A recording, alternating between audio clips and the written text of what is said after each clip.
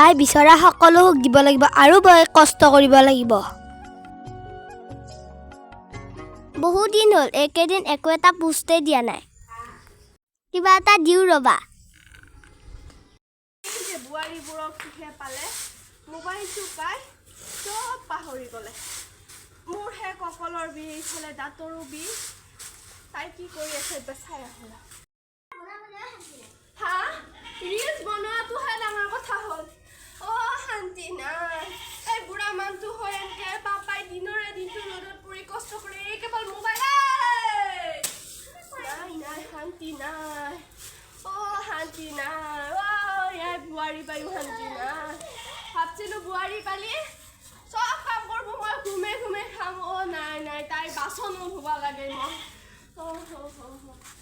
তোমাৰ ফেচবুকৰ ফটো ভাল লাগে চাই, কি কৰি আছা এতিয়া? ভাল লাগে নেকি? পিছে ফোন কৰিম, মেছেজো কৰিম। কৰিবা, কিয় নকৰিবা। দিয়া পিছে হ'ব দিয়া, আমাৰ বুঢ়ীটো মানে আটা বাঢ়ি আছে।